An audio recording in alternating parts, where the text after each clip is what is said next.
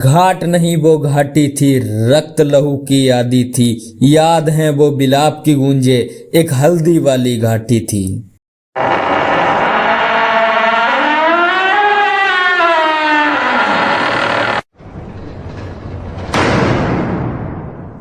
मेवाड़ के रण में एक ऐसी लड़ाई लड़ी गई थी जिसका विजेता कौन था यह आज तक स्पष्ट नहीं हुआ। आज से लगभग 450 साल पहले मुगल और राजपूतों के बीच 1576 में हल्दी घाटी की लड़ाई हुई थी। हल्दी घाटी की लड़ाई 18 जून 1576 को मेवाड़ के राजा महाराणा प्रताप और मुगल सम्राट अकबर की सेना का समर्थन करने वाले घुड़सवार और धनुधारियों के बीच लड़ी गई थी। हल्दी घाटी युद्ध का नेतृत्व मान सिंह प्रथम ने किया था। सालों बीत चुके हैं, लेकिन आज तक यह दावे के साथ नहीं कहा जा सकता कि यह लड़ाई किसने जीती थी। कथित तौर पर माना जाता है कि मुगल इस लड़ाई में विजेता थे। युद्ध के दौरान जब अकबर और महाराणा प्रताप के बीच तलवारें चली तो युद्ध 4 घंटे तक चलता रहा।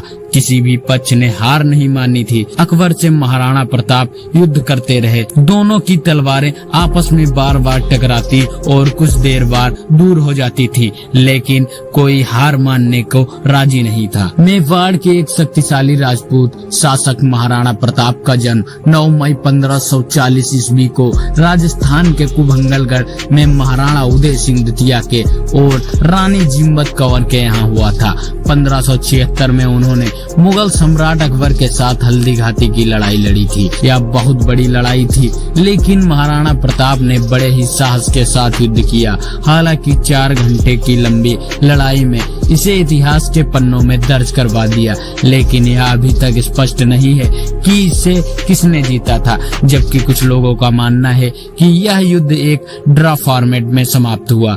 कई लोग मानते हैं कि यह अकबर ही था जो एक विजेता के रूप में उभरा।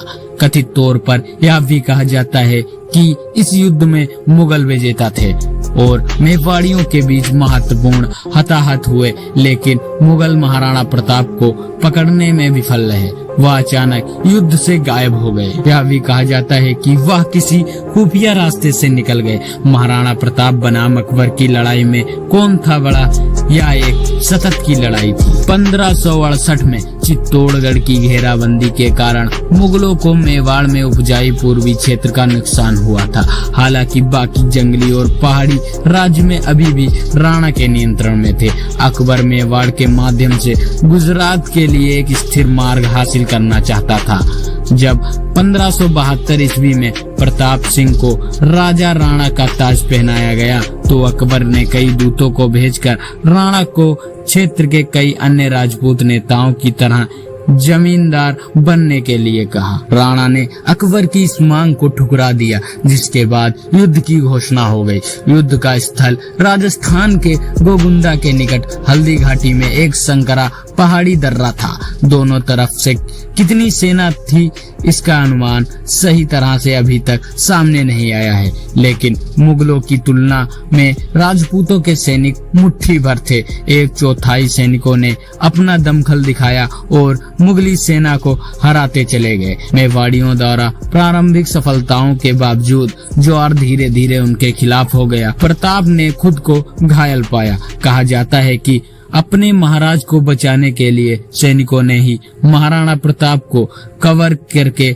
बाहर निकलने में मदद की। लड़ाई में हताहतों के अलग अलग संख्या है, जिनके बारे में कोई ठोस जानकारी अभी तक नहीं आई।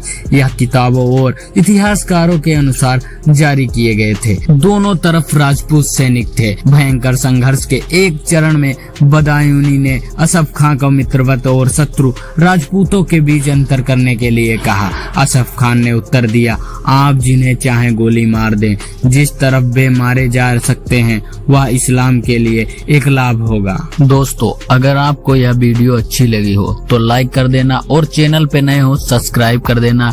मिलते हैं एक ऐसी ही इतिहास की कहानी के साथ, तब तक के लिए जय हिंद।